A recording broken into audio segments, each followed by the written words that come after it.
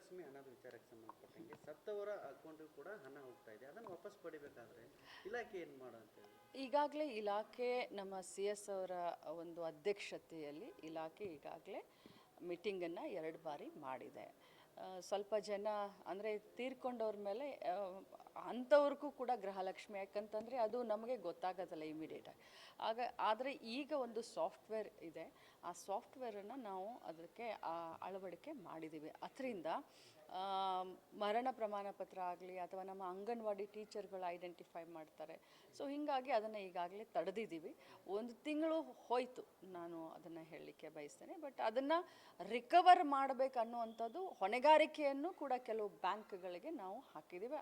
C S ಅವರು ಈಗಾಗಲೇ ಅವರಿಗೆ ನೋಟಿಸನ್ನು ಕೊಟ್ಟಿದ್ದಾರೆ ಆ ಬ್ಯಾಂಕ್ಗಳಿಗೆ ಮತ್ತು ಲೆಟರನ್ನು ಕೂಡ ಬರೆದಿದ್ದಾರೆ. ಗೃಹಲಕ್ಷ್ಮಿಯರಿಗೆ ಶುಭ ಸುದ್ದಿ ಸಿಗುತ್ತಾ? ಈಗಾಗಲೇ 24ನೇ ಕಂತು, ನಾನು ಯಾವಾಗಿದ್ರೂ ಹೇಳ್ತೀನಿ ಕಂತು ಕಂತು ಅಂತ ಹೇಳ್ತೀನಿ, ತಿಂಗಳ ಹೆಸರನ್ನು ಜಾಸ್ತಿ ಹೇಳೋದಿಲ್ಲ. ಸೊ 24ನೇ ಕಂತನ್ನು ಈಗಾಗಲೇ ಫೈನಾನ್ಸ್ ಡಿಪಾರ್ಟ್ಮೆಂಟ್ ಅವರು ನಮಗೆ ಕೊಟ್ಟಿದ್ದಾರೆ. ಸೋಮವಾರದಿಂದ ಮುಂದಿನ ಶನಿವಾರದ ಒಳಗಡೆ 24ನೇ ಕಂತು ಬಿಡುಗಡೆ ಆಗುತ್ತೆ. ಮೇಡಮ್, ನಾಯಕತ್ವ ಬದಲಾವಣೆ ಆಗುತ್ತೆ ಅಥವಾ ಸಚಿವ ಸಂಪುಟ ವಿಸ್ತರಣೆ ಆಗುತ್ತೆ? ಅದು ಎರಡರ ಬಗ್ಗೆನೂ ನನಗೆ ಗೊತ್ತಿಲ್ಲ. ಏನು ಹೈಕಮಾಂಡ್ ಡಿಸಿಷನ್ ತಗೊಳುತ್ತೋ ಅದಕ್ಕೆ ನಾವು ಬದ್ಧವಾಗಿರ್ತೀವಿ. ಮೇಡಮ್, ಕೊನೆಯದಾಗಿ ಡಿ ಕೆ ಶಿ ಅವರ ತಾಳ್ಮೆ, ಅವರ ಕಾಯುವಿಕೆ, ಅವರ ಶ್ರಮಕ್ಕೆ ಪ್ರತಿಫಲ ಸಿಗತ್ತಾ ಅಂತೇಳಿ ಅವರ ಅದು ಎಲ್ಲ ಹೈಕಮಾಂಡ್ಗೆ ಬಿಟ್ಟಿರುವಂಥ ವಿಚಾರ. ನೀವು ಎಷ್ಟೇ ಕೇಳಲಿ, ಯಾವುದೇ ರೀತಿ ಪ್ರಶ್ನೆ ಕೇಳಲಿ, ಅದು ಹೈಕಮಾಂಡ್ ಬಿಟ್ಟು ಕೊಡ್ತೀವಿ ಅಂತೇಳಿ ಸುಮಾರು 5-6 ಲಕ್ಷ ರೂಪಾಯಿ ಇದ್ದಂತ ಯಾರು ಅಲ್ಲಿ ಊರಣ್ಣವ್ರು ಮೇಡಮ್. ಓಕೆ, ಆದರೆ ದೂರು ಕೊಟ್ಟರೆ ಅಲ್ಲಿ PSI ಮಾಳಪ್ಪ ಪೂಜಾರಿ ಅನ್ನೋರು ದೂರ ತಗೊಳ್ತಿದ್ದಿಲ್ಲ ಅಂತ ಮೇಡಮ್. ಎಸ್ ಪಿ ಅವ್ರ ಹತ್ರ ಇವತ್ತನೇ ಮಾತನಾಡ್ತೀನಿ. ನನಗೆ ಡೀಟೇಲ್ಸ್ ನೀವು ಕೊಡಿ. ಆ ದಂಪತಿಗಳಿಗೂ ಕೂಡ ನ್ಯಾಯ ದೊರಕಿಸ್ಕೊಡ್ಲಿಕ್ಕೆ ನಾನು ಮುಂದಾಗ್ತೀನಿ. ಮೇಡಮ್, ಬೆಳಗಾವಿಯಲ್ಲಿ ಅಧಿವೇಶನ ಆಯಿತು, ತೃಪ್ತಿ ತಂತ ಅಂತೇಳಿ ನೋಡಿ, ಬೆಳಗಾವಿನಲ್ಲಿ ನಮ್ಮ ಸರ್ಕಾರ ಈ ಬಾರಿ ಭಾಳಷ್ಟು ಯೋಜನೆಗೆ, ಈ ಭಾಗದ ಅಭಿವೃದ್ಧಿಯ ಪರವಾಗಿ ಭಾಳಷ್ಟು ಯೋಜನೆಗೆ ನಾವು ಕ್ಯಾಬಿನೆಟ್ನಲ್ಲಿ ಒಪ್ಪಿಗೆಯನ್ನು ಕೊಟ್ಟಿದ್ದೇವೆ.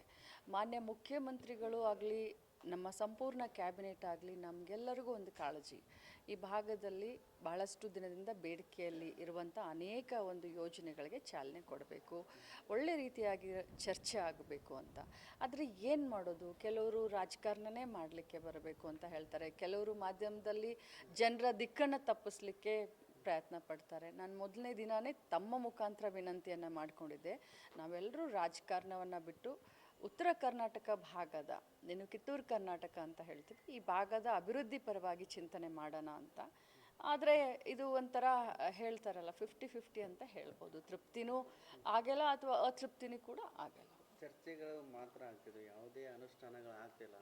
ಖಂಡಿತವಾಗ್ಲೂ ನೋಡಿ, ನಾನು ಇಷ್ಟೇ ಹೇಳಲಿಕ್ಕೆ ಬಯಸ್ತೇನೆ, ಯಾರಿಗೆ ಯಾವ ಕಣ್ಣಿನಿಂದ ನೋಡಿದ್ರೆ ಏನು ಕಾಣಬೇಕೋ ಅದು ಕಾಣಿಸ್ತಾ ಇದೆ.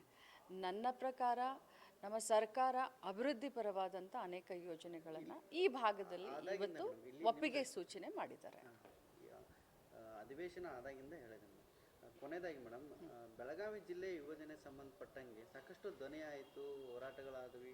ಅದು ಪ್ರತಿ ಸಾರಿ ಅಧಿವೇಶನ ಬಂದಾಗ ಈ ರೀತಿ ಚರ್ಚೆಗಳಾಗುತ್ತೆ, ಮತ್ತೆ ಸೈಲೆಂಟ್ ಆಗಿಬಿಡುತ್ತೆ. ಇಲ್ಲ, ಮಾನ್ಯ ಮುಖ್ಯಮಂತ್ರಿಗಳ ಮನಸ್ಸಿನಲ್ಲಿ ಈ ಜಿಲ್ಲೆಯನ್ನು ವಿಭಜನೆ ಮಾಡಬೇಕು ಅನ್ನುವಂಥದ್ದು ಭಾಳಷ್ಟು ಇದೆ. ಯಾಕಂತಂದರೆ ಆಡಳಿತಾತ್ಮಕ ದೃಷ್ಟಿಯಿಂದ, ಅಭಿವೃದ್ಧಿಯ ದೃಷ್ಟಿಯಿಂದ, ಈಗ ನೋಡಿ, ನನ್ನ ಬೆಳಗಾವಿ ತಾಲೂಕು 11.5 ಲಕ್ಷ ಜನಸಂಖ್ಯೆ ಇದೆ. 11.5 ಲಕ್ಷ ಜನಸಂಖ್ಯೆಗೆ ಒಬ್ಬನೇ ತಹಸೀಲ್ದಾರು, ಭಾಳಷ್ಟು ತೊಂದರೆ ಆಗುತ್ತೆ. ಅದೇ ರೀತಿ ನಮ್ಮ ಜಿಲ್ಲೆ 18 ಕ್ಷೇತ್ರ ಮತ್ತು ಎಷ್ಟು ತಾಲೂಕು, 14-15 ತಾಲೂಕುಗಳಿದ್ದಾವೆ. ಸೊ ಇನ್ನು ಮತ್ತೆ ಹೊಸದಾಗಿ 3 ತಾಲೂಕು ಆಗ್ತವೆ. ಇದನ್ನು ನೋಡಿದ್ರೆ ನಮಗೆ ಮತ್ತೆ 19 ತಾಲೂಕು ಆಗುವಂಥ ಎಲ್ಲ ಲಕ್ಷಣಗಳಿದ್ದಾವೆ. ಮಾನ್ಯ ಮುಖ್ಯಮಂತ್ರಿಗಳಿಗೆ 2 ಇಲ್ಲ 3 ಮಾಡಬೇಕನ್ನುವಂಥದ್ದು ಭಾಳಷ್ಟು ಇದಿತ್ತು. ಅವರು ಬಂದ ದಿನಾನೇ ಅದ್ರ ಬಗ್ಗೆ ನಮ್ಮ ಮುಂದೆ ಚರ್ಚೆ ಮಾಡಿದರು, ಸತೀಶ್ ಅಣ್ಣನ ಮುಂದೆನೂ ಚರ್ಚೆ ಮಾಡಿದರು. ಆದರೆ ಏನಾಯಿತು ಅಂದರೆ ಎಲ್ಲರೂ ನಿಯೋಗ ತೆಗೆದುಕೊಂಡು ಬರೋಕ್ಕೆ ಸ್ಟಾರ್ಟ್ ಮಾಡಿದ್ರು. ನಮ್ಮ ಜಿಲ್ಲೆ ಆಗಬೇಕು, ಅದು ಸಹಜ, ಎಲ್ಲರಿಗೂ ಕೂಡ ಆಸೆ ಇರುತ್ತೆ, ಎಲ್ಲರಿಗೂ ತಮ್ಮ ತಮ್ಮ ಜಿಲ್ಲೆ ಆಗಬೇಕು ಅಂತ. ಆದರೆ ಅಳದು ತೂಗಿ ಮಾಡೋಣ ಅಂತ ಸದ್ಯಕ್ಕೆ ವಿಚಾರ ಮಾಡ್ತಾ ಇದ್ದಾರೆ. ಅವರು ಬಂದ ದಿನಾನೇ ಹೇಳಿದ್ದು ಮಾಡೋಣ ಅಂತ, ಆ ಮನಸ್ಸಿನಿಂದನೇ ಬಂದಿದ್ರು. ಈ ಬಾರಿ ಅನೌನ್ಸ್ ಮಾಡೋಣ ಅಂತ ಮನಸ್ಸಿನಿಂದನೇ ಬಂದಿದ್ರು. ಎಲ್ಲರನ್ನೂ ಕರೆದು ಮಾತಾಡೋಣ ಅಂತಲೇ ಹೇಳಿದರು. ಬಟ್ ಬಹಳಷ್ಟು ಜನ ನಿಯೋಗವನ್ನು ತೆಗೆದುಕೊಂಡು ಬಂದಾಗ ಅದ್ರ ಬಗ್ಗೆ ಇನ್ನೂ ಚಿಂತನೆಯನ್ನು ಮಾಡ್ತಾ ಇದ್ದಾರೆ. ಮೇಡಮ್, ಈಗ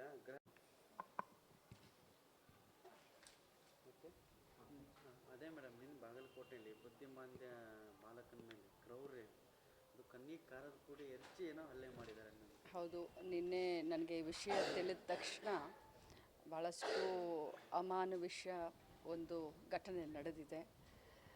ಒಳ್ಳೆ ಮಕ್ಕಳನ್ನು ಹೊಡೆದ್ರೆ ಅದೊಂದು ಅಪರಾಧ ಅಂತ ಹೇಳಿ ನಾವು ಶಿಕ್ಷೆಗೆ ಗುರಿ ಮಾಡ್ತೀವಿ. ಅಂಥದ್ರಲ್ಲಿ ಬುದ್ಧಿಮಾಂದ್ಯ ಮಕ್ಕಳಿಗೆ ಈ ರೀತಿ ಟಾರ್ಚರ್ ಕೊಡೋದು. ಒಂದು ಸಿದ್ಧಿ ಶಿಕ್ಷಣ ಸಂಸ್ಥೆ ಅಂತ ಬಾಗಲಕೋಟೆಯಲ್ಲಿ ಇಲ್ಲೀಗಲ್ ಆಗಿ ನಮ್ಮ ಸರ್ಕಾರದ ಯಾವುದೇ ಒಂದು ಪರ್ಮಿಷನ್ ತೆಗೆದುಕೊಳ್ಳದೆ, ನಮ್ಮ ಇಲಾಖೆಯ ಪರ್ಮಿಷನ್ ತೆಗೆದುಕೊಳ್ಳದೆ ಶುರು ಮಾಡಿದ್ದಾರೆ. ಅದರಲ್ಲೂ ನಿನ್ನೆ 16 ವರ್ಷದ ಒಬ್ಬ ಬಾಲಕ ರಾಠೋಡ್ ಅನ್ನೋರನ್ನ ಭಾಳಷ್ಟು ಅಮಾನವೀಯ ಅಂತ ಹೇಳಲಿಕ್ಕೆ ಬಯಸ್ತೇನೆ. ನಡೆಸ್ಕೊಂಡಂಥ ರೀತಿ ನಮ್ಮ ಸಮಾಜಕ್ಕೇ ಒಂದು ಕಳಂಕ ಬರುವಂಥದ್ದು. ಅದರಲ್ಲೂ ಇಂಥ ಘಟನೆಗಳಿಂದ ಏನಾಗುತ್ತೆ ಅಂದರೆ ನಮಗೂ ಕೂಡ ಮುಜುಗರ ಆಗುತ್ತೆ. ಆದರೆ ತತ್ಕ್ಷಣ ನಮ್ಮ ಮಕ್ಕಳ ರಕ್ಷಣಾ ಅಧಿಕಾರಿಗಳನ್ನು ನಾನು ಕಳಿಸ್ಕೊಟ್ಟಿದ್ದೀನಿ. ನಮ್ಮ ಡಿ ಅವರನ್ನು ಅಲ್ಲಿ ಕಳಿಸ್ಕೊಟ್ಟಿದ್ದೀನಿ. ಸಂಬಂಧಪಟ್ಟಂಥ ನಮ್ಮ ಸಿದ್ಧಾರ್ಥ ಅಂತ SP ಅವರಿದ್ದಾರೆ, ಅವ್ರ ಹತ್ರ DC ಅವ್ರ ಹತ್ರ ಮಾತಾಡಿದ್ದೀನಿ ಮತ್ತು ಇಮಿಡಿಯೇಟಾಗಿ ಅದನ್ನು ಮುಚ್ಚಿಸುವಂಥ ಎಲ್ಲ ಕ್ರಮವನ್ನು ತೆಗೆದುಕೊಂಡಿದ್ದೀನಿ. ಜೊತೆಯಲ್ಲಿ ಆ ಒಂದು ಸಂಸ್ಥೆಯಲ್ಲಿ ಇರ್ತಾ ಇರುವಂಥ ಇತರೆ ಮಕ್ಕಳನ್ನು ನಮ್ಮ ಸರ್ಕಾರಿ ಅನುದಾನಿತ ಏನು ಸ್ಕೂಲ್ಗಳಿದ್ದಾವೆ, ಏನು ರಕ್ಷಣಾ ನಿಲಯಗಳೇನಿದ್ದಾವೆ, ಮಕ್ಕಳ ರಕ್ಷಣಾ ನಿಲಯಗಳಂತ ಹೇಳ್ತೀವಿ, ಬಾಲಕರ ಬಾಲಮಂದಿರ ಅದು ಅಂತ ಇರ್ತವೆ. ಸೊ ತತ್ಕ್ಷಣ ಪಾಲಕರ ಒಂದು ಅನುಮತಿಯನ್ನು ಪಡೆದುಕೊಂಡು ಅವ್ರ ಮಕ್ಕಳನ್ನು ಕರ್ಕೊಂಡು ಹೋಗ್ತಾರೆ ತಮ್ಮ ಮನೆಗೆ ಅಂತಂದರೆ ಅದಕ್ಕೂ ಕೂಡ ನಾವು ಅವಕಾಶ ಮಾಡಿಕೊಡ್ತೀವಿ. ಜೊತೆಯಲ್ಲಿ ನಮ್ಮ ಸರ್ಕಾರದ ಏನು ರಕ್ಷಣಾ ನಿಲಯಗಳಿರ್ತವೆ ಅಲ್ಲಿ ಮಕ್ಕಳನ್ನು ಕಳಿಸ್ತೀವಿ ಅಂತ ಪಾಲಕರು ಒಪ್ಕೊಂಡ್ರೆ ಅಲ್ಲಿ ಕೂಡ ಆ ಮಕ್ಕಳನ್ನು ತತ್ಕ್ಷಣ ನಾವು ಕರೆದುಕೊಳ್ತೀವಿ ಅಂತ ಹೇಳಲಿಕ್ಕೆ ಬಯಸ್ತೇನೆ. ಏನು ಆ್ಯಕ್ಷನ್ ಮಾಡ್ತಾರೆ ನೋಡಿ, ಅವರ ಮೇಲೆ ಕ್ರಿಮಿನಲ್ ಮೊಕದ್ದಮನ್ನು ದಾಖಲಿಸಲಿಕ್ಕೆ ಏನು ನಮ್ಮ ಮಕ್ಕಳ ರಕ್ಷಣಾ ಹಕ್ಕುಗಳಿದ್ದಾವೆ ಅವೆಲ್ಲ ಕೂಡ ಉಲ್ಲಂಘನೆ ಆಗಿದ್ದಾವೆ. ಅದಕ್ಕೆ ನಾನು SP ಅವ್ರಿಗೆ DC ಅವ್ರಿಗೆ ಮಾತನಾಡಿದ್ದೀನಿ. ಅವ್ರ ಮೇಲೆ ಇಮಿಡಿಯೇಟ್ ಆಗಿ ಕ್ರಮ, ಕೊಡೋ ರೀತಿಯಲ್ಲಿ ಖಂಡಿತವಾಗ್ಲೂ ಕ್ರಿಮಿನಲ್ ಮೊಕದ್ದಮೆಯನ್ನು ಅವ್ರ ಮೇಲೆ ನಾವು ದಾಖಲಿಸ್ತೀವಿ. ಮೇಡಮ್, ಇಲ್ಲೇ ಬೆಳಗಾವಿ ಜಿಲ್ಲೆಯ ರಾಯಬಾಗ್ ತಾಲೂಕಿನ ಕಗದಾಳ ಮೇಡಮ್, ವಿಕಲಚೇತನ ದಂಪತಿ ಮೇಡಮ್ ಪ್ರೀತಿಸಿ ಮದುವೆ ಆಗಿದ್ದಾರೆ. ಸುಮಾರು 2-3 ವರ್ಷ ಆಯಿತು ಮೇಡಮ್. ಅವ್ರಿಗೆ